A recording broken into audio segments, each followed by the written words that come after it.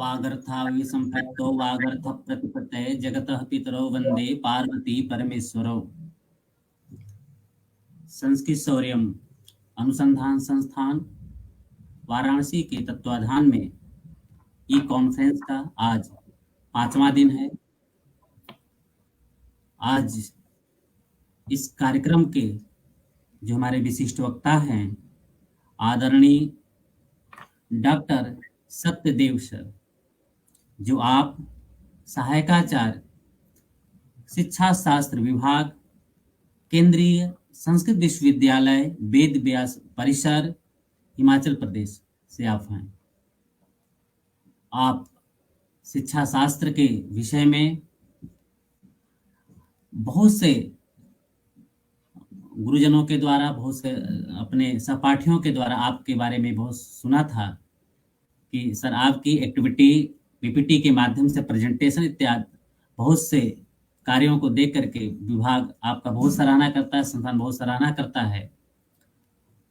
संस्कृत शौर्य में भी सर आपका, संस्कृत शौर्य परिवार आपका हार्दिक स्वागत व अभिनंदन करता है। संयोजक के रूप में मैं आपका हार्दिक स्वागत व अभिनंदन करता हूं। इस कार्यक्रम के अध्यक्ष प्रोफेसर नीलाभ तिवारी गुरु जी के द्वारा भी मैं आपका हार्दिक स्वागत व अभिनंदन करता हूं, एवं संस्कृत शौर्य परिवार के सभी सदस्यों के द्वारा आपका हार्दिक स्वागत व अभिनंदन करता हूं। इस ई कॉन्फ्रेंस का जो विषय है, राष्ट्रीय शिक्षा नीति 2020 के संदर्भ में भारतीय ज्ञान परंपरा, उसी विषय से संबंधित आज का जो व्याख्यान का जो विषय है, वो व्याख्यान का विषय है भारतीय ज्ञान प्रणाली शोध कार्याणी च। हम लोग आज आज जो विशिष्ट वक्ता हैं डॉक्टर सत्यदेव सर, आज हम लोग उन्हीं के श्रीमुख से सुनेंगे। आइए हम लोग व्याख्यान की तरफ चलते हैं। धन्यवाद। बहुत बहुत धन्यवाद सर। भाषा माध्यम संस्कृत रहेगी, हिंदी सर? हिंदी या संस्कृत दोनों माध्यम चल सकता है, दोनों रह सकते, जैसा सोचें। समझिए, धन्यवाद। इस व्याख्यान श्रृंखला के अध्यक्ष प्रोफेसर नीलाभ तिवारी महोदय, संस्कृत शौर्य परिवार के इस कार्यक्रम के संयोजक, सभी संस्कृत शौर्य परिवार के सदस्य, सभी को हार्दिक अभिनंदन और बहुत बहुत बधाई। 5वें व्याख्यान पुष्प के रूप में आज मुझे आमंत्रित किया, इसके लिए भी आरंभ में ही बहुत बहुत धन्यवाद। भारतीय ज्ञान प्रणाली शोध कार्याणी च, ऐसा आज का विषय है। इसी को ही आगे बढ़ाते हुए हम देखते हैं, हमारे पास एक चित्र सामने है जिसमें अपनी ज्ञान परंपरा से संबंधित बहुत सारे संदर्भ झलकते हैं, जिनके माध्यम से अनेक सारी संकल्पनाएं हमारे मस्तिष्क में आती हैं, ध्यान में आती हैं। इसी क्रम को आगे बढ़ाते हुए भारतीय ज्ञान प्रणाली इंडियन नॉलेज सिस्टम, ये AICTE मुख्यालय स्थित शिक्षा मंत्रालय भारतीय ज्ञान परंपरा प्रभाग, ऐसा एक औपचारिक व्यवस्था हमारी भारतीय व्यवस्था में है, सार्वकालिक व्यवस्था में है। उसमें अक्टूबर 2020 को इस प्रकार का प्रक्रम एक शुरू होता है, भारतीय ज्ञान प्रणाली को की संस्कृति के आधार पर।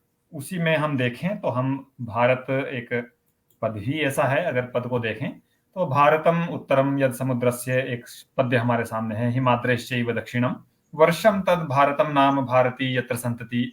हमको कोई संदर्भ प्राप्त होता है भारत के संदर्भ में कि हमारी परिधि परिमाण, और फिर जब देखते हैं एक आवश्यक बन जाता है, अनिवार्य रहता है कि जब हम भारतीय ज्ञान प्रणाली की बात करते हैं, भारतीय ज्ञान प्रणाली की बात करते ही एक हम अपने आप को गौरवान्वित महसूस करते हैं कि हम इस व्यवस्था में हैं और ऐसे राष्ट्र में जन्म लिए हैं जिसका ऐतिह्य गौरवास्पद है।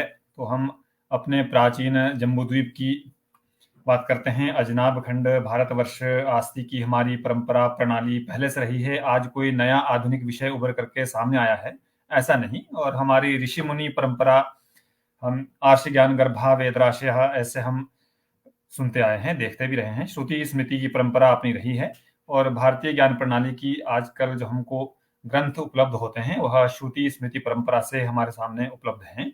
ऐसी सनातन शास्त्र निधि हमारे समक्ष उपस्थित है, उसके संदर्भ में बात जितनी भी कही जाए अल्प समय में अधिक कहना संभव नहीं, इसलिए जितना हो पाएगा उतना विषय को आगे बढ़ाते हुए, तो सनातनम नाम चिरपुरातनम नित्य नूतनम सनातनम इति संकल्पनया भारतीय ज्ञान प्रणाली अथवा भारतीय शास्त्र प्रणाली यम चिरपुरातनात् अस्माकं वैदिक साहित्यात् नित्य नूतनं साहित्यं सृजन्ति प्रवर्तमाना अस्ति। न केवलम् अस्माकं पुरातनं साहित्यं तावद्मात्रम् एव पर्याप्तम्, अपितु आज के संदर्भ में भी देखें तो नित्य नए नए साहित्यकार, नई नई रचनाएं, संरचनाएं हमारे सामने साहित्य सृजन हो रहा है। तो इसलिए ऐसा नहीं कि पुराने में ही था और वर्तमान में नहीं है, ऐसा भी हम नहीं कहेंगे एक पक्षीय। इसलिए प्रणाली की बात जब उठती है, भारतीय ज्ञान प्रणाली, तो फिर कुछ पद व्यवस्थाएं सामने आती हैं। पद्धति कहें कि परंपरा कहें या सिस्टम, मेथड, ये सारी व्यवस्थाएं प्रणाली के इर्द गिर्द घूमती हैं, और प्रथाएं भी माने तो भी इसमें कोई अतिशयोक्ति नहीं। ऐसी शोध कार्याणी से अभिप्राय रहता है कि विस्तृताध्ययनम, ये विस्तृत रूप से किसी विषय का अध्ययन किया जाए, अर्थात सूक्ष्म रूप से किसी विषय को जाना जाए, जिसके आधार पर हमारा कोई विषय स्पष्ट हो सके और हमारे पास उसके संदर्भ में विशेष ज्ञान उपलब्धि प्राप्त हो सके।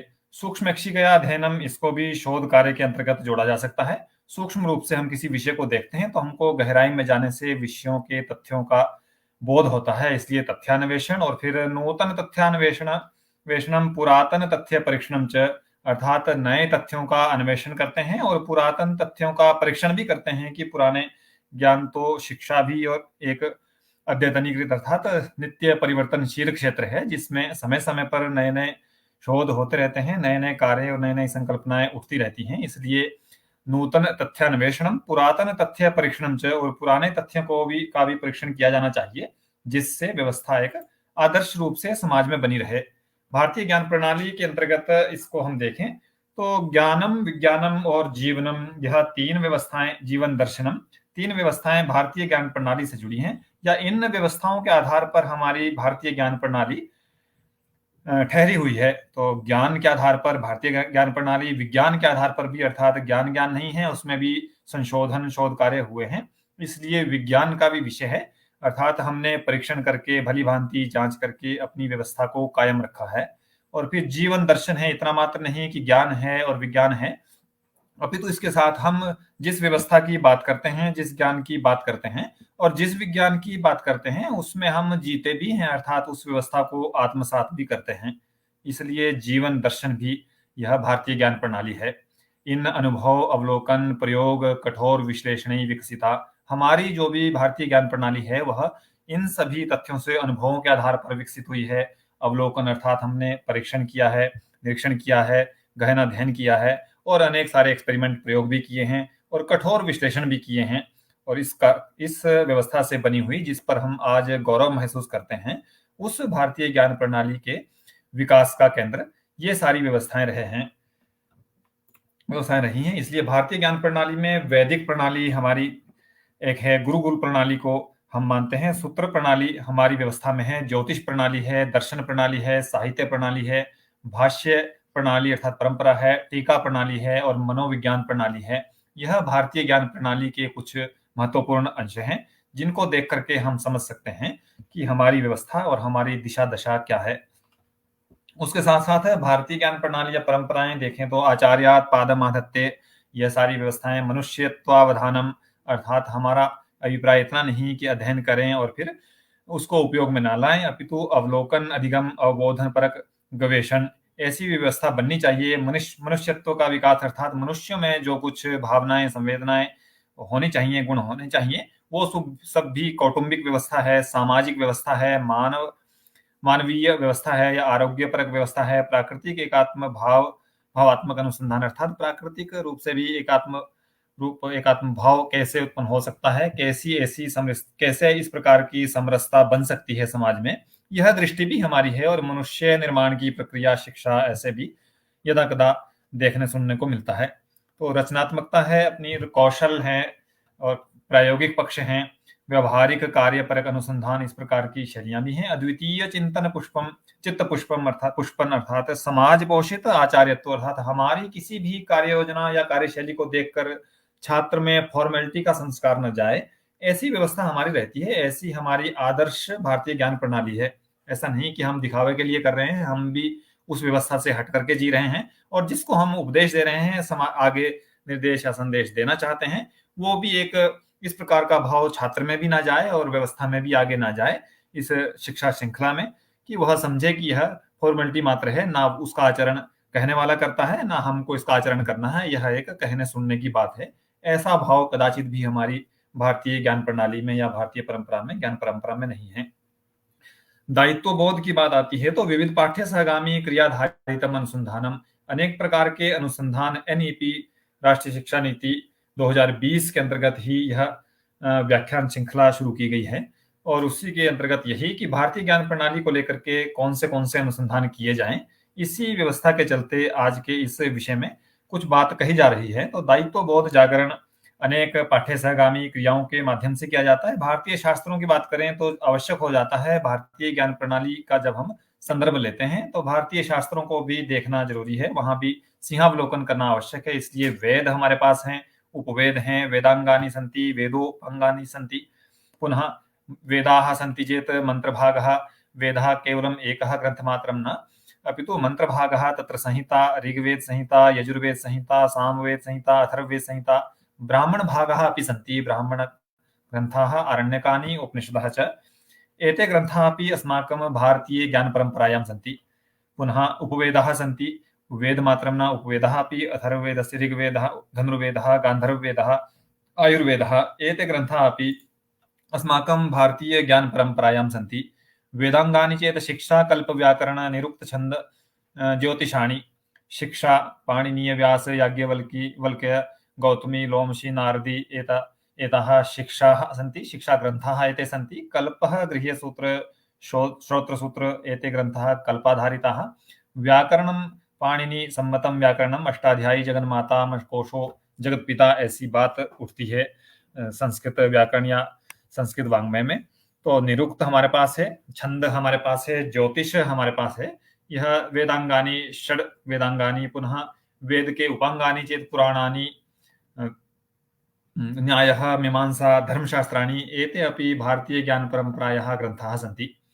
फिर पुराणों की बात करें तो पुराण में 18 पुराण, 18 में भी उसके बाद उपपुराण हैं, 18 उपपुराणानि, औपपुराणानि 18, फिर तंत्र शास्त्रम और रामायण, महाभारत, ऐसे अनेक सारे ग्रंथ हमारे सब समक्ष हैं। तो बड़ा एक एक की चर्चा करें तो पर्याप्त काल की आवश्यकता रहती है, इसलिए संकेत मात्र विवरण करते हुए, न्याय हैं तो न्याय, वैशेषिक, सांख्य, योग, इस प्रकार की व्यवस्थाएं हैं। मीमांसा है, फिर पूर्व मीमांसा, उत्तर मीमांसा, ऐसी कुछ व्यवस्थाएं हैं। उसके बाद धर्मशास्त्रों के अंतर्गत बात करें तो धर्म सूत्राणी, स्मृति शास्त्राणी, गौतम, वशिष्ठ, आपस्तंभ, बौधायन आदिनी, ऐसा कहें, या फिर मनु, वृद्ध मनु, आंगिरसत्री, आपस्तंभ, औशनस, कात्यायन इत्यादि, ऐसे भी अनेक प्रकार के ग्रंथ हमारे पास हैं जो स्मृति शास्त्रों के अंतर्गत जिनका उल्लेख रहता है, और इसके अंतर्गत ही, इस धारा के अंतर्गत ही हम इसको देखते हैं, जानते हैं और समझने का प्रयास करते हैं। फिर भारतीय ज्ञान प्रणाली में अनुसंधान यदि हो सकता है कि किन किन क्षेत्रों को लेकर के शोध किया जा सकता है, अभी तक तो संस्कृत में के क्षेत्र में अनुसंधान का इतना डीपली अध्ययन नहीं है। हम विदेशों से ही सुनते आए हैं कि संस्कृत में विज्ञान है, विज्ञान की भाषा है, कंप्यूटर की भाषा है। अभी तक भी इतने प्रामाणिक रूप से हमारे पास इतने व्यवस्थाएं नहीं है, या इतना कुछ कहने को है नहीं कि हम गौरव जरूर महसूस करते हैं कि यह सब जो समाज में चल रहा है वह सब संस्कृत में है, लेकिन अभी भी अनेक प्रकार के कार्यों को किए जाने की आवश्यकता है, अनेक प्रकार के शोध कार्यों को किए जाने की आवश्यकता है, जिससे और भी अधिक रूप से समाज में संस्कृत समाज को आकर्षित करे, समाज का आकर्षण संस्कृत रहे, इसका केंद्र संस्कृत बने। तो खगोल ज्ञान को लेकर के हम बात करें तो खगोल भी एक विषय है, इससे संबंधित अनेक क्षेत्रों में अनुसंधान किया जा सकता है। भारतीय ज्ञान परंपरा के अंतर्गत भौतिक ज्ञान है हमारे पास, भौतिक ज्ञान के अंतर्गत भी हम भौतिक विषयों को लेकर के अनुसंधान कर सकते हैं, और एक छोटा व्यापक विषय लिया जाए और मात्र सिद्धांत मात्र हमारे पास हो, इसकी बजाय हम छोटा सा कोई भी प्रयोग करें तो फिर प्रामाणिक हो, और कहने को धीरे धीरे हम इस क्षेत्र में, इस दिशा से, इस दृष्टि से अनुसंधान के क्षेत्र में आगे बढ़ते हैं, तो हमको एक व्यवस्था बनती है, एक दिशा भी बनती है, और हमको और संस्कृत के क्षेत्र में हमारी और एक वरीयता बनती है। अभियांत्रिकी क्षेत्र को देखें तो अभियांत्रिकी के संदर्भ में हमारे पास संस्कृत वाङ्मय में अनेक सारे विषय हैं। फिर भी इन विषय जो कुछ हमारे पास अभी है उसमें भी हम थोड़ा अनुसंधान करने का प्रयास करें तो एक बेहतर व्यवस्था हो सकती है। उसके बाद रसायन ज्ञान की बात करें तो रसायन में हमारे पास बहुत सारे विषय हैं। धातु ज्ञान की बात करें तो धातु के अंतर्गत भी बहुत सारे व्यवस्थाएं हैं जिनको हम जानते हैं और कहते भी हैं यदा कदाचित कि ये सब विषय संस्कृत में बहुत वर्षों अरबों वर्ष अथवा लाखों वर्ष पूर्व कह दिए। तो ऐसी वैमानिक ज्ञान की बात करते हैं कि संस्कृत में विज्ञान ये और विमान शास्त्र पहले भी पुष्पक विमान उड़ा करता था, उसको भी इन तथ्यों को और जानने की आवश्यकता है। समाज को इस और संस्कृत क्षेत्र में विशेष रूप से इस प्रकार के कार्यों को करने की आवश्यकता है जिससे समाज अधिकाधिक संस्कृत की ओर आकर्षित हो और इसके अध्ययन में, इसके वाङ्मय में इतना अपार वाङ्मय हमारे पास पड़ा है, उसको जानने का, समझने का प्रयास करें।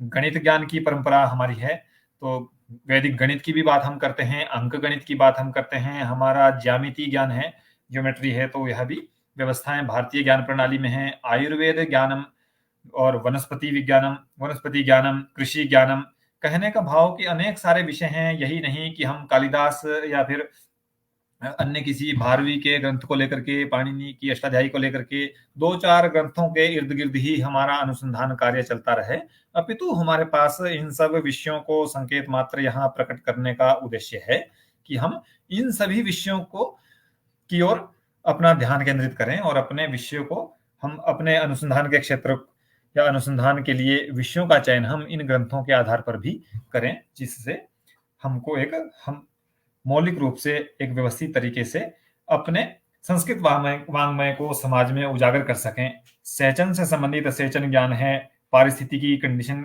इस प्रकार की चक्रवातीय समस्या, अन्य कोई, या फिर बारिश नहीं हो रही है, जल का अभाव पृथ्वी पर पड़ा है, इस प्रकार की समस्याओं के निदान के लिए अतिवृष्टि हो रही है, इस प्रकार के कंडीशनिंग विषय हैं। इन सब व्यवस्थाओं को भी हम उन ग्रंथों के माध्यम से कुछ अन्य नए रहस्यों को उजागर कर सकते हैं। प्रसाधन सामग्री ज्ञानम अपि अस्माकं संदर्भे अर्थात संस्कृतस्य क्षेत्रमे तदपि भवितुमर्हति। किं संस्कृत दृष्ट्या तत्र संस्कृत ग्रन्थे वाङ्मये वा अथवा आयुर्वेद अथवा अन्य अस्माकं पदार्थाः ये सन्ति, प्रसाधन सामग्र्यः सन्ति, तदाधारेण किम् अस्माकं केन्द्राणि भवितुमर्हन्ति। क्या ब्यूटी पार्लर भी इस प्रकार का भी संस्कृत से संबंधित कुछ हो सकता है? इस प्रकार के कुछ पुराने रसायनों, प्रसाधन सामग्री का उपयोग करते हुए क्या आधुनिक परिप्रेक्ष्य में इस प्रकार के केंद्र भी खोले जा सकते हैं? जैसे कौशल विकास केंद्र व्यवस्थाएं आज चल रही हैं, ऐसा कुछ छोटे छोटे रहस्यों को उजागर करते हुए हम इसमें व्यावसायिक क्षेत्र को भी इसके प्रबल करें। ऐसा भी कुछ ध्यान हो सकता है क्या? ऐसा चिंतन का या फिर चिंतन के लिए कुछ विषय हैं। दूसरा हमारी पारिस्थितिकी या प्रसाधन सामग्री है और कला संस्कृति का बोध है। कुछ अनेक प्रकार हमारा भरतनाट्य शास्त्र जो कि केंद्र, कला, संस्कृति, इस प्रकार की व्यवस्थाओं को समाज का मेरुदंड रहता है। कुछ व्यवस्थाएं हैं जो संस्कृति भी एक समाज का अथवा राष्ट्र का अभिन्न अंग है। जिस राष्ट्र की अपनी संस्कृति है वह राष्ट्र भी एक अच्छा, समर्थ और गौरवमयी राष्ट्र है। इसलिए कला संस्कृति के संदर्भ में भी क्या हम अपने उन भारतीय शास्त्रों को लेकर के, उनको आधार मान करके कुछ व्यवस्थाओं को कायम कर सकते हैं या किसी समाज में उनका प्रचलन हो सकता है? ऐसी भी दृष्टि हम रख सकते हैं जब हम अपने अनुसंधान या फिर डीपली अध्ययन का विचार संस्कृत के क्षेत्र में करें। दूसरा योग ज्ञानम है। योग की तो बात क्या हम कहें, थोड़ी बात आगे आएगी। तो भी योग विषय हमारा है, भूगोल ज्ञान हमारा है, वास्तुकला ज्ञान है। इन सभी विषयों को न केवल हम अध्ययन का केंद्र, हम इनको उपजीविका, आजीविका का साधन, माध्यम भी बना सकते हैं। तो ऐसे अनेक विषय हैं। युद्ध ज्ञान, युद्ध के बोध की, युद्ध शास्त्र, क्या उन अस्त्र शस्त्रों के संदर्भ में बोध, स्वर ज्ञान है हमारा, इस प्रकार का प्रोनाउंसिएशन हो सकता है। राजनीति ज्ञान है। इसके क्षेत्र में भी हम भारतीय तथ्यों या भारतीय ग्रंथों के आधार पर कुछ मूल्यों को उजागर करें तो बेहतर होगा। आज की व्यवस्था में देखने को मिलता है कि कुछ संदर्भों का, पाठ्यक्रमों का भारतीयकरण हो, अर्थात तो कुछ तो मूल्य भारतीय हों, कुछ भारतीय ग्रंथों से आधारित, समाज भी उस ओर आकर्षित तब होगा जब हम कुछ ना कुछ अंश उसका पाठ्यक्रम में नियोजित करते हैं। इसलिए वैज्ञानिक ज्ञान, विरासत ज्ञान हमारा, पांडुलिपि हमारी व्यवस्था है, पांडुलिपि तो अपार भंडार है हमारे पास। संगणकीय ज्ञान हमारा है तो यह संगणकीय एक ऐसा विषय जो बहुत वर्षों से चला रहा है कि संगणक की भाषा, संस्कृत की, संगणक के लिए, कंप्यूटर के लिए कोई भी उपयुक्त भाषा है तो वह केवल संस्कृत है, ऐसा हम कह रहे हैं। लेकिन अभी तक भी अब जाकर के 1-2 वर्षों में हमको देखने को मिलता है कि हम हिंदी में टाइप किए तो गूगल भी अब ले रहा है कि अब इंग्लिश में भी ट्रांसलेट हो सकता है। तो उस अनेक सारी भाषाओं में हमारे संस्कृत भी है कि संस्कृत में भी ट्रांसलेशन हो सकता है। तो धीरे धीरे इसको और थोड़ा बढ़ाने की आवश्यकता है कि ऑनलाइन व्यवस्था में भी इस प्रकार के प्रक्रम आए। तो संगणकीय ज्ञान के साथ साथ मस्तिष्कीय ज्ञान, उस प्रकार की व्यवस्था, मनोविज्ञान से संदर्भित विषयों को जानने के लिए भी हम अध्ययन कर सकते हैं। और तक्षशिला, ये सारी व्यवस्थाएं पूर्व में ग्रंथ कहे, यह भी हमारे लिए गौरव का विषय है। तक्षशिला विश्वविद्यालय, कुछ विश्वविद्यालयों का उल्लेख करना अनिवार्य है। हम कहते हैं कि हमारा ग्रंथ, हमारे पास इतने ग्रंथ थे जो कि 6 महीने जलता रहा, तब भी ग्रंथ खत्म नहीं हुए। इतनी हमारे पास पर्याप्त सामग्री, पर्याप्त हमारी शास्त्र परंपरा थी, पर्याप्त हमारे शास्त्र थे, ग्रंथ थे, जो कि इतने वर्षों 6 महीने तक जलता रहा हमारा नालंदा विश्वविद्यालय। तो भी विदेशी आक्रमणों से, तो भी हमारे पास आज भी हम ऐसी बुरी स्थिति में नहीं है। आज भी हम एक गौरवमयी कंडीशन में हैं कि हमारे पास अभी भी संस्कृत वाङ्मय से संबंधित हमारे पास इतना ज्ञान उपलब्ध है। हम कहीं से संस्कृत से संबंधित किसी भी विषय को जान सकते हैं, ऐसे ग्रंथ हमारे पास आज भी उपलब्ध हैं। तो हमारी श्रुति परंपरा रही हो या हमारी स्मृति परंपरा रही हो, उसके माध्यम से ही हमको आज यह सब व्यवस्थाएं उपलब्ध हैं, यह सब ग्रंथ जो हैं वह उपलब्ध हैं। इसलिए नालंदा विश्वविद्यालय, मिथिला विश्वविद्यालय, तेलहारा विश्वविद्यालय, शारदा पीठ विश्वविद्यालय हमारे पास है, और वल्लभी विश्वविद्यालय, यह 6 संस्थाएं हो गई। पुष्पगिरी विश्वविद्यालय पहले, ओदंतपुरी विश्वविद्यालय, विक्रमशिला विश्वविद्यालय और सोमपुर विश्वविद्यालय, विक्रमपुर विश्वविद्यालयः, पुनः जगदल्ला विश्वविद्यालयः। एताः संस्थाः 12 विषयाः अस्माकं पार्श्वे, अपरः च नदिया विश्वविद्यालय 13 विश्वविद्यालयाः अस्माकं पार्श्वे, 13 कदाचित् 16 विश्वविद्यालयानामपि उल्लेखः प्राप्यते। 13 विश्वविद्यालयानां नामानि अस्माकं समक्षम् अधुना सन्ति। एताः संस्थाः अस्माकं संस्कृत शास्त्राणाम् अथवा भारतीय ज्ञान स्रोतांसि आसन्। भारतीय ज्ञानस्य अथवा संस्कृताध्ययनस्य अस्माकं पार्श्वे साधनानि, माध्यमाः, स्रोतांसि अस्माकं पार्श्वे आसन्, यत्र संस्कृतस्य अध्ययनाय समाजस्य कृते अवसरः आसीत्। तो सहस्रशः अध्येतारः अत्र अध्ययनं कुर्वन्ति स्म, हजारों लोगों का अध्ययन रहता था। ऐसा पहले था। अब बात आधुनिक परिप्रेक्ष्य में आए तो फिर यूजीसी, विश्वविद्यालय अनुदान आयोग हमारे पास रहता है। विश्वविद्यालय शिक्षा और विश्वविद्यालय ज्ञानम विज्ञानम विमुक्तये, ऐसा उसका ध्येय वाक्य, अर्थात उसने भी अपने ध्येय वाक्य को जब रचा तब रखा, और ज्ञान विज्ञान की बात वह वहां किया। क्यों किया? उसका एक विशेष उद्देश्य रहा है कि विश्वविद्यालय का मुख्य उद्देश्य बच्चों को पढ़ाना या ये फिर इस प्रकार की शिक्षा व्यवस्था को संचालन या महाविद्यालय संचालन, इस उच्च शिक्षा को बढ़ावा देना नहीं। मुख्य उद्देश्य उसका ज्ञान निर्माण अर्थात अनुसंधान ही रहा है।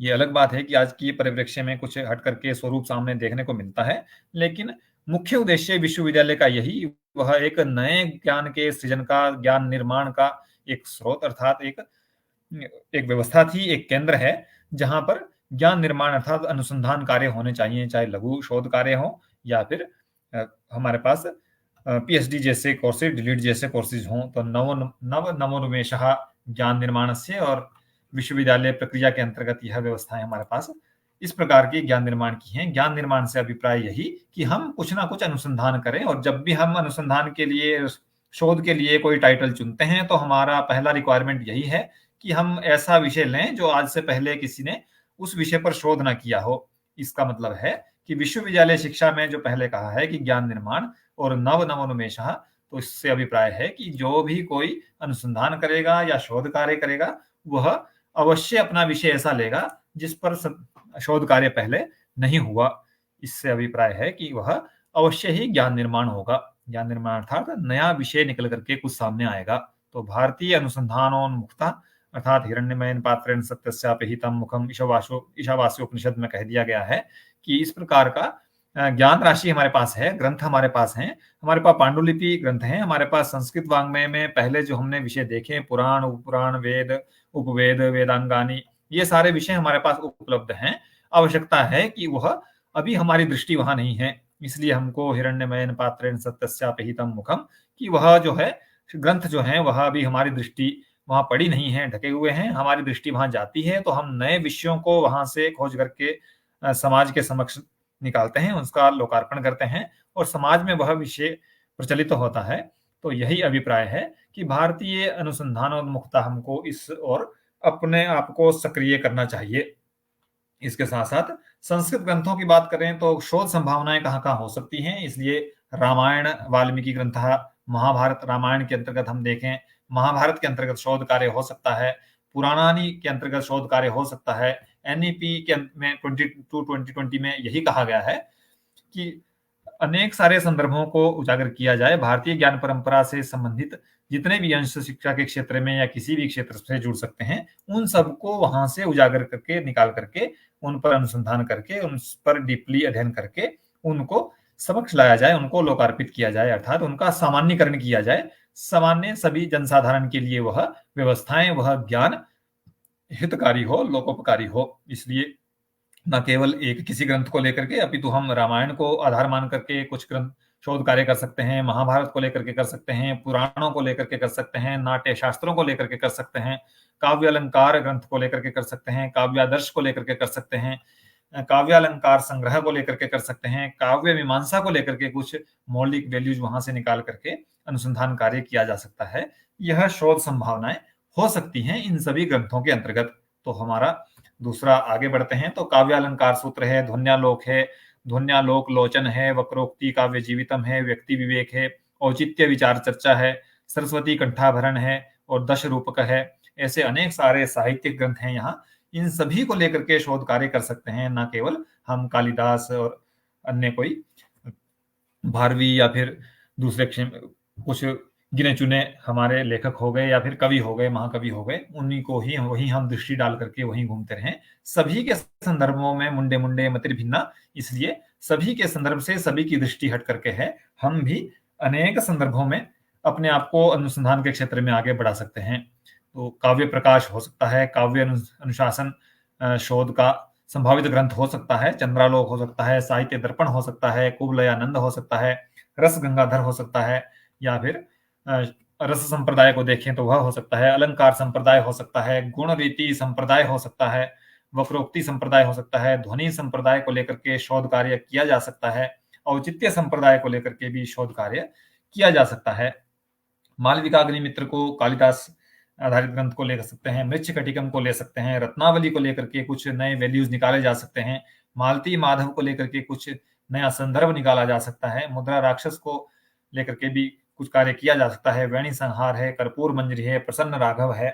ऐसे अनेक प्रकार के हमारे पास ग्रंथ हैं, रघुवंश है, सौंदरानंद है, किरातार्जुनियम है, या भट्टी काव्यम है, जानकी हरण है, शिशुपाल वध है, नैषध चरितम है, राजतरंगिणी है, तो गीत गोविंदम, कादम्बरी, जातकमाला, भोज प्रबंध, दश कुमार चरितम, वासव दत्ता, शिवराज विजयम, ऐसे अनेक प्रकार के अनेक सारे ग्रंथ हैं। लघु जातकम, बृहद जातकम, विवाह पटलम, बृहद संहिता, योग मात्रा, पंच सिद्धांतिका, ऐसे अनेक ग्रंथ हैं जिन ग्रंथों को आधार मान करके हम अपने शोध विषय का चयन कर सकते हैं, शोध शीर्षक का चयन कर सकते हैं। ग्रह लाघवम है, फिर लघु तिथि चिंतामणि है, बृहद तिथि चिंतामणि है, श्राद्धादि निर्णय है, होलिका निर्णय है। इस प्रकार के ग्रंथों का भी हम चयन कर सकते हैं। लीलावती है, बीज गणितम है, गोलाध्याय है, गणिताध्याय है, करण कुतूहलम है, सिद्धांत शिरोमणि है।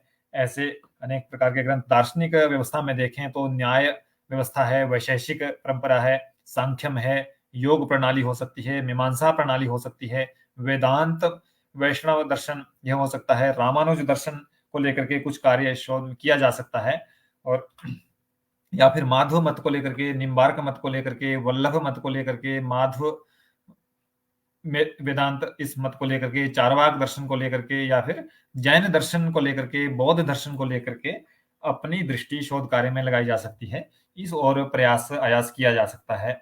हम यही बात करते हैं कि हम वो जो कार्य करें उसको पूर्णता के साथ करें, और हमारा उद्देश्य भी यही है। शिक्षा के क्षेत्र में भी हम यही प्रेरणा छात्रों को भी देते हैं कि पूर्णता प्रकाशा अर्थात सर्वांगीण विकास की बात करते हैं कि छात्र किसी भी क्षेत्र में पीछे ना रहे। तो शिक्षा यहाँ अर्थः पूर्णता यहाँ प्राप्ति, ऐसे अरविंद घोष जी भी कहे हैं कि ऐसा उद्देश्य शिक्षा का रहना चाहिए जिससे छात्र किसी भी क्षेत्र में पीछे ना रहे। तो प्राचीन शिक्षा पद्धति हमारा एक विषय है जिसको बिना जाने हम पूर्णता की ओर अग्रसर नहीं हो सकते हैं। सो प्राचीन ग्रंथ है हमारे, उन ग्रंथों को जानने के बाद ही हम अपने आप को, अपने छात्र को या हम स्वयं को यह कह सकते हैं कि हमने कुछ प्राप्त किया। पुरातन संस्कारों को जाने बिना भी हम पूर्णता को प्राप्त नहीं कर सकते हैं। और दैदीप्यमान हमारी संस्कृति है, कल्चर है, उसको जाने बिना भी हम यह नहीं कह सकते हैं कि इनमें से कोई अंग पीछे रह जाता है। अन्य व्यवस्थाएं भी हैं आनुषंगिक, लेकिन इन सब कुछ व्यवस्थाओं को जानना अनिवार्य है। तभी हम समाज के सभी पहलुओं को, अर्थात हम कह सकते हैं कि हम पूर्ण, अर्थात हमारा छात्र का या हमारा सर्वांगीण विकास की दिशा में हम अग्रसर हैं। एतेषु शिक्षा संबद्ध मूल तत्वानि अन्विष्य तदनुगुणम दृष्टि परिवर्तनम। इन सब प्राचीन शिक्षा पद्धति हो, स्व प्राचीन ग्रंथ हो, या पुराने संस्कार हो, या देदीप्यमान संस्कृति हो, इन सबको हम लेकर के कुछ मूल तत्व निकालें तो समाज को कोई दृष्टि दी जा सकती है। पुरातन संस्कार, हम षोडश संस्कार की बात हमेशा करते हैं, लेकिन मैं स्वयं को कहूं कि मुझे भी यदि नहीं याद हो, ऐसा भी संभव है। और फिर संस्कार एक वैल्यूएबल है, हम इनके आधार पर शोध कर सकते हैं। 2-4 या 5-6 साल मैंने पहले कहीं सुना कि किसी व्यवस्था में एक प्रयास किया जा रहा है, किसी गृहस्थी में, कि किसी बालक को 16 संस्कारों से युक्त, उसका 16 संस्कार उसके हों, ऐसी व्यवस्था के अंतर्गत कोई बच्चे का जन्म हो। तो घर घर में संस्कार हैं, सभी को मालूम है कि 16 संस्कार हैं। गिनती, काउंटिंग मात्र जानकारी है कि हमारे 16 संस्कार हैं। कौन से हैं यह नाम चाहे हमें स्वयं को भी बोध ना हो, लेकिन ऐसा यह अनुसंधान का विषय है, प्रैक्टिकली अनुसंधान का विषय है। तो यह 6-7 वर्ष पहले मैंने सुना है कि ऐसा किसी परिवार में 16 संस्कारों की पूर्णता के साथ ही बच्चे को जन्म दिया जा रहा है।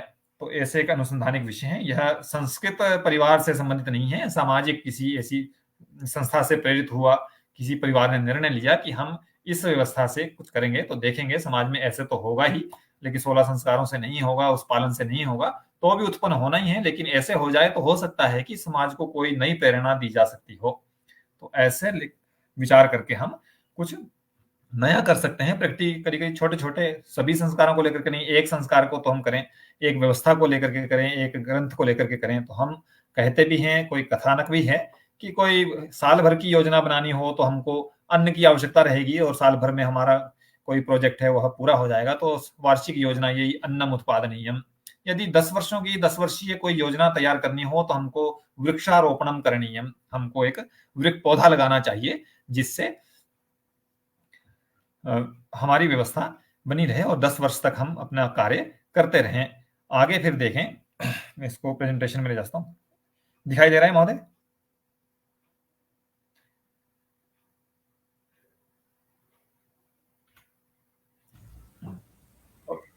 शताब्द योजना यही हमको मानव निर्माणम करणीयम।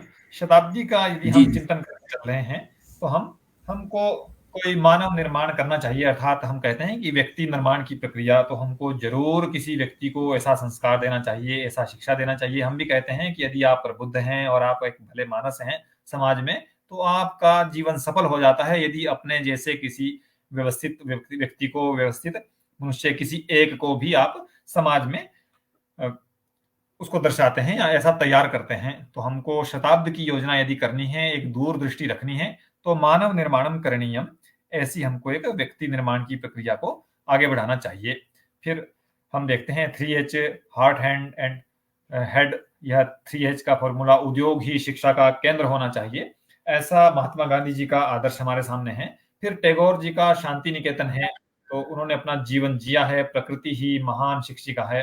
अर्थात समाज, प्रकृति हमको, परिस्थिति हमको खुद सिखाती है कि हमको क्या होना चाहिए, किस परिस्थिति में कैसा निर्णय लिया जाना चाहिए। तो ऐसी कंडीशन भी हमारे सामने टैगोर जी के शांति निकेतन से हमको प्राप्त होती है। अरविंद जी का शिक्षा दर्शन देखें तो फिर शिक्षा का अर्थ है पूर्णता की प्राप्ति, जो हम पहले भी बात किए हैं। ऐसे अरविंद जी का शिक्षा दर्शन, उसको हम शिक्षा का अर्थ पूर्णता की प्राप्ति। और फिर विवेकानंद जी की बात हम हमेशा करते हैं, स्वामी विवेकानंद का शिक्षा दर्शन यदि हम देखें तो विवेकानंद से शिक्षा दर्शनम कहता है कि शिक्षा बच्चे में निहित पूर्णता का विकास है। अर्थात तो व्यक्ति स्वस्थ है तो आध्यात्मिक, मानसिक, शारीरिक, मानसिक शारीरिक रूप से कोई बीमारी नहीं है, मानसिक रूप से परेशान है, तो वह स्वस्थ नहीं है। इसलिए आध्यात्मिक रूप से भी किसी कारण से परेशान है, तो भी वह स्वस्थ नहीं है। इसलिए स्वस्थ होने के लिए शारीरिक, मानसिक, आध्यात्मिक इन 3 व्यवस्थाओं से व्यक्ति स्वस्थ होना चाहिए। किसी भी प्रकार का क्लेश, समस्या में वह ना हो, तब वह स्वस्थ हो सकता है। इसलिए शिक्षा बच्चे में निहित पूर्णता का विकास है। तो ऐसे हमारे ऋषि हैं, ऋषि आधुनिक ऋषि भी हैं, विवेकानंद जी हैं, टैगोर जी हैं, या फिर महात्मा गांधी जी हैं, अरविंद घोष जी हैं। तो ऐसे जय कृष्णमूर्ति हमारे सामने हैं। तो जय प्रकृति युक्तता, प्रकृति के साथ जुड़ाव रहना चाहिए। आंतरिक अनुशासन जरूरी है, बाहरी अनुशासन मन को मूर्ख बना देता है, यह नकल करने की प्रवृत्ति लाता है। जय कृष्णमूर्ति हमारे पास प्रबुद्ध शिक्षाविद हुए, तो वी द पीपल, और हमारा संविधान भी एक शिक्षा दर्शन है। हम अपने संविधान को देखें तो भी एक थ्योरी है, शिक्षा दर्शन है, जीवन दर्शन है कि हम भारत के लोग, तो हम भारत के लोग, हम बात भी कर रहे हैं तो भारतीय ज्ञान प्रणाली की, हम उसी को ही देख रहे हैं कि भारतीय ज्ञान प्रणाली और शोध कार्याणी च। तो ऐसे विषय को लेकर के हम भूल नहीं सकते। और भारतीय संविधान को, तो भारतीय संविधान भी हमारा एक शिक्षा दर्शन है। अब बिना संस्कृतम भारतम ना ही हम कहते हैं, अर्थात कहने का भाव कि 2300-2400 वर्ष पुरातन कोई प्रसंग रहा है भारत में कि सिकंदर से विश्व विजयी स्वप्न था कि सुकरातेन सिकंदरम प्रति, जब सुकरात सिकंदर ने तय कर लिया कि पूरी दुनिया को जीतना है और भारत को भी जीतना है, तो फिर सुकरात ने सिकंदर के प्रति कहा कि कहाँ जा रहे हो, कि ऐसे जा रहा हूं कि भारत को जीतने जा रहा हूं। तो फिर कहा, तो क्या कहा कि सुकरात ने सिकंदर को कहा कि यदि भारत को भी जीतने जा रहे हो तो मैं तब मानूंगा जब इन सब विषयों में अपने आप को साबित कर लोगे। तो साबित करने के लिए पहली पंक्ति हमारे पास कही कि भारत से ज्ञानी गुरु लाना। तो कहता है कि सुकरात ने सिकंदर को कहा कि हे सिकंदर, तब मान जाऊंगा तुम्हें कि यदि तुम भारत से ज्ञानी गुरु लाना, तो हमारे पास पहले से ही भारत में ज्ञान परंपरा रही है। तो पहला हमारे पास निकल करके सुकरात के मुंह से सिकंदर के प्रति यदि कुछ कथन निकलता है तो पहला यही है कि संस्कृतज्ञाः ऋषयः मुनिः, अर्थात ज्ञानी गुरु लाना। भारत को जीतने चले हो तो वहां से के भूखंड को या क्षेत्रफल को उसको अधिकृत कर लोगे, उस मात्र से विजयी हो जाओगे, तो वह पर्याप्त नहीं होगा। भारत को जीतने के लिए संस्कृतज्ञाः ऋषयः मुनिः वहां की धरोहर हैं, धन है, इसलिए उनको वहां से जाओगे तो ज्ञानी गुरु लाना। गंगा जल भी लाना, गंगा जल भी हमारा एक धार्मिक महत्व है। गंगा को माँ का दर्जा देते हैं, तो इसलिए धार्मिक की दृष्टि से संस्कृत से कहीं ना कहीं इसका जुड़ाव है। बांस की बंसी कैसा स्वर है मस्ताना, अर्थात बांस की बंसी जो हमारी सुर हैं, सप्त स्वराः, तो ये व्यवस्थाएं हैं, ये सब भी संस्कृत में है, सारे गामा पा। तो फिर संस्कृतम, यहाँ भी संस्कृत से संबंध है। तो बांस की बंसी कैसा स्वर है मस्ताना, इसको भी लेकर के आना। बंसी जरूर लाना, अर्थात नादाधीनम जगत सर्वम, साहित्य संगीत कला विहीन। हम पहले बात करते हैं कि ये साहित्य नहीं है, संगीत नहीं है, जीवन में कलाएं नहीं है, इन सब से रहित हमारा जीवन यदि है तो वह साक्षात पशु पुच्छ विषाणहीन, तो पशु के समान हमारा जीवन है। इसलिए बांस की बंसी जरूर लाना। तो बहुत कुछ वहां से ऐसा कुछ लेकर के आए या ना आए, लेकिन ये सब जरूर लाना। तो अमर वेद गीता लाना। तो गीता हमारा राष्ट्रीय ग्रंथ है और ऐसा धार्मिक ग्रंथ है। तो हम गीता जयंती मनाते हैं। अमर वेद गीता लाना, इसका भी जुड़ाव संस्कृत से है। और राम की सीता कहानी, वो भी राम की सीता कहानी सभी की जानी पहचानी है, तो वह भी है रामायण लाना। और रामायण को लेकर के आना, अर्थात वह भी राम की सीता कहानी है, तो भी संस्कृतम है, अर्थात रामायण की भी वहां। तब मैं मानूंगा कि तुम विश्व विजयी हो गए, तो मैं फिर समझूंगा कि तुम विश्व विजयी हो गए। ऐसे सुकरात ने सिकंदर के प्रति 2300-2400 वर्ष पहले यह बात कही। तो फिर यहाँ सारा सामने जो हमारे पास है वह सब यही कहता है कि सभी का जुड़ाव कहीं ना कहीं भारतीय ज्ञान परंपरा से, भारतीय संस्कृति से और संस्कृत से है। इसलिए संस्कृत में हमारे सामने इतने सारे ग्रंथ हैं। अब कुछ नए टेक्निकली विषय देखें तो फिर प्रक्षेपक यंत्र। अभी कुछ 5-4 साल पहले का इंटरव्यू में कोई पूछता है कि क्या आज तो प्रोजेक्टर है, क्या उस समय में भी प्रोजेक्टर था क्या, या फिर धृतराष्ट्र ने या फिर संजय ने जो धृतराष्ट्र को दिखाया, या संजय जो महाभारत का युद्ध देख रहे थे दूर से, तो वहां उनको जो दिखाई दे रहा था वो भी, उसका भी संबंध इस व्यवस्था से है, स्मार्ट बोर्ड जैसी व्यवस्था से हो सकता है क्या, या प्रोजेक्टर से था हो सकता है क्या, इस तकनीक को, आधुनिक तकनीक को, या उस तकनीक में कोई संबंध है या नहीं। ऐसे ग्रंथों को भी आधार मान करके इन सब व्यवस्थाओं से संबंधित भी कुछ दृष्टि रहे, ऐसा भी अनुसंधान कार्य किया जाना चाहिए। तो ऐसे इंटरनेट जैसी व्यवस्थाएं हैं, अंतर्जालीय व्यवस्थाएं हैं, तो क्या इनका कोई संबंध है उस प्रकार तब के ग्रंथों में, उस प्रकार उन घटनाओं में, उस कालीन घटनाओं में इस सब व्यवस्था का कुछ संबंध है, या आज के रूप में जो इंटरनेट आया है क्या यह उस समय में कुछ और था, या उसी का ही यह स्वरूप है, ऐसा हम कह सकते हैं। तो धृतराष्ट्र संजयो युद्ध संज्ञानम, तो यह भी एक प्रश्न उठता है। दूसरा, विविध शास्त्राधारितम कंटेंट निर्माणम चित्रम विवरणम, अर्थात हम ऐसा भी कलेक्शन कुछ कर सकते हैं, अनुसंधान दृष्टि हमारी यदि रहे भारतीय ज्ञान प्रणाली में, तो हम विविध शास्त्रों के आधार पर कुछ कंटेंट बना सकते हैं। अभी तक भी हम देखते हैं कि हमारे पास कंटेंट नहीं है, कुछ इंस्टाग्राम में या फिर हम कहीं डालना शेयर करना चाहें फेसबुक में, व्हाट्सएप से कहीं कर रहे हैं, तो हमारे पास पर्याप्त भंडार नहीं है कि हम रोज एक दिन का कोई अमृत वचन डाल सकें, हम सुभाषित डाल सकें, या कोई ऐसी घटना डाल सकें, ऐसा कोई रहस्य डाल सकते हैं। तो कुछ कंटेंटों के कलेक्शन के लिए भी कोई एक चित्र हो, और वो चित्र के साथ साथ उसका कुछ विवरण हो, या संशोधित कोई विवरण हो, ऐसा संकलन भी किया जा सकता है। ऐसे कार्यों के लिए भी शोध की दृष्टि हो सकती है। शास्त्राधारित अर्थात कॉलर ट्यून संपादन, शास्त्र से संबंधित किसी भी पंक्ति, न केवल गीता की, महाभारत से कोई हो सकती है, रामायण की पंक्ति, किसी पद्य है, पद्य का चतुर्थ भाग का भी कॉलर ट्यून हो सकता है। इस प्रकार के उपलब्ध करवा सकते हैं, जिनको फीड करके समाज सेवा ले सकता है। जैसे हम अपने मोबाइल फोन में कॉलर ट्यून लगाते हैं दूसरों को सुनने के लिए, कोई गीत लगाया, पहाड़ी लगाया कि दूसरा लगाया, या फिर राजस्थानी लगाया, अपने अपने क्षेत्र का लगा सकते हैं, हिंदी कोई सिनेमा का लगा सकते हैं। ऐसा क्या संस्कृत ग्रंथों का भी कुछ लगाया जा सकता है, ऐसा भी चिंतन जरूरी है। इस प्रकार की कलेक्शन भी की जा सकती है, तंत्रांशों को लेकर के इस प्रकार का भी अनुसंधान किया जा सकता है। शास्त्राधारिता नाम विषयाणाम विषय विशेषणाम श्रेणीकरणम, और शास्त्र आधारित जितने भी हमारे विषय हैं उन सबको भी व्यवस्थित किया जाए, उनको ग्रेडेड करके, श्रेणीकृत करके रखा जाए। तो यह भी एक लक्षण है कि पहले कौन से ग्रंथ को पढ़ना है, तो संधि से पहले समास पढ़ना है, या समास को पढ़ने के लिए संधि का बोध आवश्यक है, संधि से पहले भी वर्णमाला का ज्ञान आवश्यक है। ऐसे अन्य सभी साहित्यिक ग्रंथों को, अन्य सभी विषयों को, फिजिक्स हो गया कि रसायन शास्त्र हो गया, हमारे दूसरे जितने भी ग्रंथ हैं, उन ग्रंथों को के अध्ययन के लिए पूर्व पीठिका क्या हो सकती है, पहले हम आधार क्या हो सकता है, कहाँ से शुरू करें कि हम व्यवस्थित तरीके से, क्या शास्त्रों के अध्ययन का कौन सा क्रम प्रामाणिक है, ऐसा भी कुछ अनुसंधान हो सकता है क्या, यह भी एक विचार का विषय है। भारतीय ज्ञान प्रणाल्याः आधारेण महत्वपूर्ण विषयाणाम अंतः शास्त्रीय परिशीलनम, और ऐसा भी भारतीय ज्ञान प्रणाली के आधार पर महत्वपूर्ण विषय हैं अंतः शास्त्रीय परिशीलन, उनका भी कुछ इंटरडिसिप्लिनरी कुछ हो सकता है। आजकल तो यह अधिक चला हुआ है कि इस प्रकार का दोनों शास्त्रों में संबंध हो, शिक्षा का ज्योतिष से, शिक्षा का व्याकरण से, दूसरे का दूसरे से, ऐसा ज्योतिष का व्याकरण से, साहित्य का व्याकरण से, साहित्य का ज्योतिष से संबंध क्या हो सकता है, जिससे न केवल विषयों में सामरस्य, समाज में भी समरसता बनी रहे, समन्वय बना रहे। भारतीय ज्ञान प्रणाल्याः अवबोधनाय सोपान क्रमः, अर्थात भारतीय ज्ञान प्रणाली के सिस्टम को जानने के लिए, भारतीय शास्त्रों को जानने के लिए, समझने के लिए अध्ययन का क्रम क्या है, यह बात पहले भी हुई।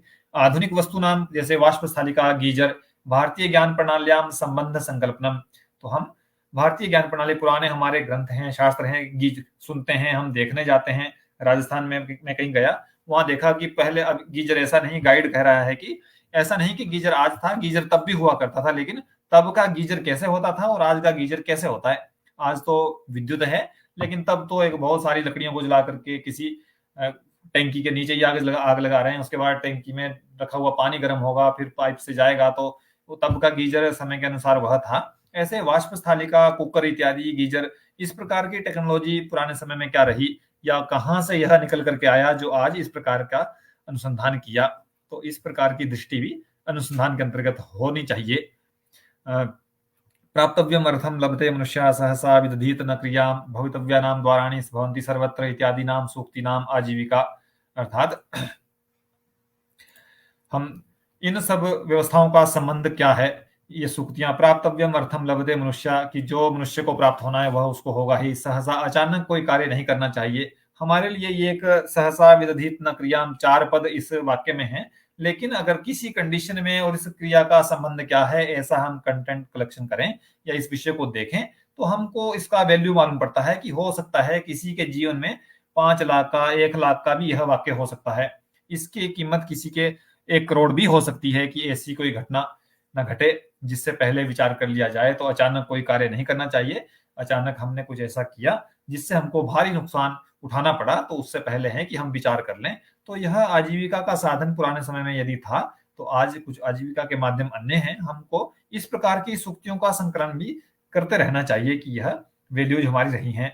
और अर्जुन दुर्योधनयोः रथ सामुख्य दशायाम परिणामः, कहते हैं कि महाभारत का युद्ध और गीता ये सब सारी कल्पना ये सब हम करते हैं, लेकिन आज यदि देखें, एक चिंतन यदि करें कि अगर अर्जुन का युद्ध भगवान श्री कृष्ण ने भीष्म पितामह या फिर अन्य द्रोणाचार्य, कृपाचार्य इनके सामने ना रख करके सीधा अर्जुन के मुंह के सामने ही खड़ा किया होता, तो भी क्या अर्जुन दुखी होता? ये भी एक प्रश्न है।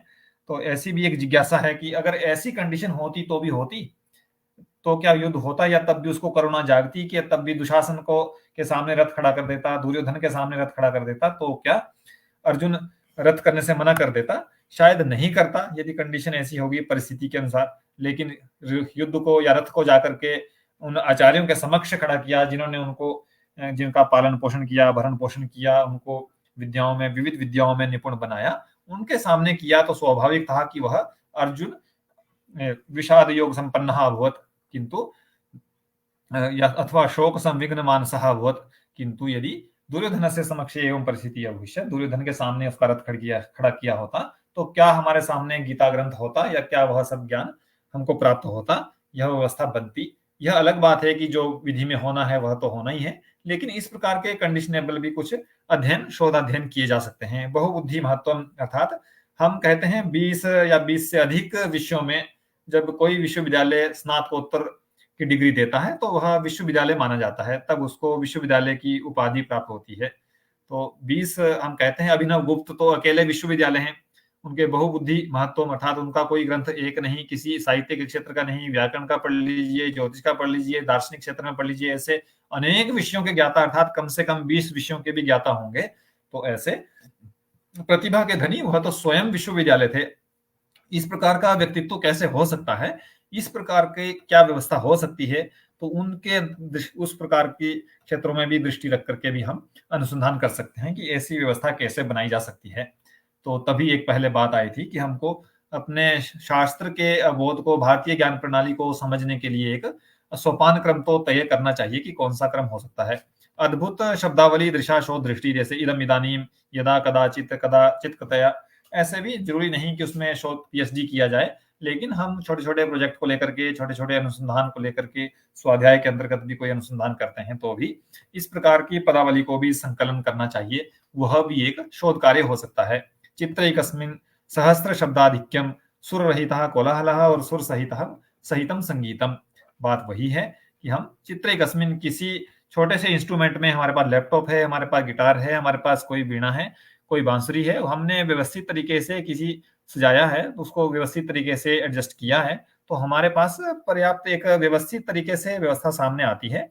और फिर हम उसमें कुछ स्वर आता है। एक बांसुरी से बांसुरी 100 रुपए की हो, 50 रुपए की हो, स्वर अच्छा देती हो, किसी भी मूल्य की हो, अमूल्य की हो, लेकिन हजारों लोगों को, लाखों लोगों को आनंदित कर सकती है। कहने का अभिप्राय यह। तो एक छोटी सी व्यवस्था, छोटा सा इंस्ट्रूमेंट हम बनाए, कोई यंत्र हमने बनाया, कोई तंत्रांश बनाया, जिसके माध्यम से हम समाज को आकर्षित कर सकें। तो ये इस प्रकार का छोटे छोटे साधन संसाधनों से हम समाज को संस्कृत का परिचय दे सकें। ऐसा चित्र एक सौंदर्य का साधन प्रसाधन नहीं, चित्र एक संकल्पना को स्पष्ट करता है और हमारी संकल्पना शक्ति को, कल्पना को बढ़ाता है और विषयों को भी स्पष्ट करवाता है। इसलिए चित्रम सर्वदा संकल्पना दृढ़यति, ऐसी हमारी इच्छा भी व्यापकतया प्रदत्तम प्रस्तौति, अर्थात डेटा कलेक्शन जो हम करते हैं, हम एक पिक्चर रख लें, बहुत कुछ दर्शाती है। एक पिक्चर सामने रखने से हमको जो कुछ एक पूरे पैराग्राफ में 2 पेज में लिखना है, उसको हम एक झलक मात्र से देख सकते हैं। जितना डीपली देखेंगे उतना हम अधिक से अधिक उसको समझ पाएंगे। तो ऐसे विस्तृत विवरणापेक्षा छवेः उपयोगः कार्यः रोचकताम आनयेत। ऐसी व्यवस्थाएं यदि हम बनाएं, अनुसंधान कुछ इस प्रकार से किए जाएं, या संस्कृत को इस स्वरूप में, उस भारतीय ज्ञान प्रणाली को इस स्वरूप में समाज के सामने रखा जाए, तो फिर एक आकर्षण बन सकता है। संस्कृत क्षेत्रे गुणवत्तापूर्णानुसंधानाय संख्या वैशाल्यम दर्शकान आकर्षयेत, अर्थात कहने का भाव कि इतने, हम कहते हैं कि फॉलोअर कितने हैं, अभी 100 नहीं हो रहे हैं, 200 नहीं हो रहे हैं, यदि इस प्रकार की एक व्यापक संख्या होती है, तो फिर संस्कृत के क्षेत्र में इस प्रकार का अनुराग, इस प्रकार का झुकाव समाज का है, या इतना बड़ा संख्या में हमारे पास है, तो फिर स्वतः ही गुणवत्तापूर्ण अनुसंधानाय संख्या वैशाल्यम दर्शकान, एक गुणवत्ता परक अनुसंधान हो जाए, तो जरूरी नहीं कि हम बहुत सारे विषयों को लेकर के वृथा किसी विषयों को लेकर के अनुसंधान करें। एक ऐसा करें जिससे समाज को लाभ हो, तो धीरे धीरे बनते बनते फिर हम इस संस्कृत वाङ्मय को, भारतीय ज्ञान प्रणाली को उजागर करने में सफल होंगे। वैकल्पिक संसाधन विकास दिशा शोध दृष्टि, वैकल्पिक रूप से भी संसाधन, भोपाल में ही कुछ बैंड करके एक ध्यान में आता है, संजय जी ऐसे कुछ किसी कार्यक्रम में गया, तो उनका कोई एक आधुनिक बैंड ऐसा है, नाम तो कुछ उसका और है, भूल गया, लेकिन इस प्रकार के कोई हिमानी बैंड, कोई दूसरा, या इस प्रकार के भी आधुनिक कुछ किए जा सकते हैं। संस्कृत अनुवाद या फिर लोकल जो हमारी व्यवस्थाएं, कल्चर हैं, उन सब गीतों का अनुवाद संस्कृत में ट्रांसलेट करके सीडी, या आजकल की व्यवस्थाओं में यूट्यूब है, अब तो सब वहीं मिलता है, ऐसे भी कुछ हम झलक वहां से शोध की पा सकते हैं। शैक्षिक क्षेत्र की दृष्टि से विचार करें तो ये सारे शैक्षिक इंस्ट्रूमेंट हैं, शैक्षिक व्यवस्थाएं हैं, इनसे भी शोध दृष्टि हो सकती है। यह सारे जो उपकरण हमको सामने देखने को मिल रहे हैं। चिकित्सा क्षेत्र दिशा शोध दृष्टि, और चिकित्सा के क्षेत्र में हम विचार करें तो यह सारे फील्ड हो सकते हैं। एक हार्ट का अलग हो सकता है, आंख का विशेषज्ञ हो सकता है, अन्य दांत का हो सकता है, कान का हो सकता है, अनेक प्रकार के गुर्दे का हो सकता है, अलग अलग आंतों का हो सकता है, पांव का हो सकता है, अस्थि हड्डी का हो सकता है, इंजेक्ट हो सकता है। अनेक प्रकार की व्यवस्थाओं में इतने सारे फील्ड हैं। किसी भी फील्ड को लेकर के हम, छोटे से विषय को लेकर के, किसी एक टूल उपकरण को लेकर के संस्कृत वाङ्मय में इसका संबंध देख सकते हैं, अंतः शास्त्रीय अध्ययन को बढ़ावा दे सकते हैं। व्यावसायिक क्षेत्र दिशा शोध दृष्टि, और व्यावसायिक फील्ड है हमारे, हमारा कोई भी वैमानिक व्यवस्था हो, या टूरिज्म की व्यवस्था हो, अन्य कोई भी हो, जिससे हम अपने व्यावसायिक क्षेत्र से समृद्ध हो सकें, उसके लिए भी शोध दृष्टि हो सकती है। समूह कार्य दिशा शोध दृष्टि, और समूह कार्य की दृष्टि से भी ग्रुपली कार्य करने से इस प्रकार का भी हम अनुसंधान कुछ कर सकते हैं कि समूह में कार्य किया तो व्यवस्था यह बनी, इंडिविजुअल किया तो व्यवस्था यह बनी।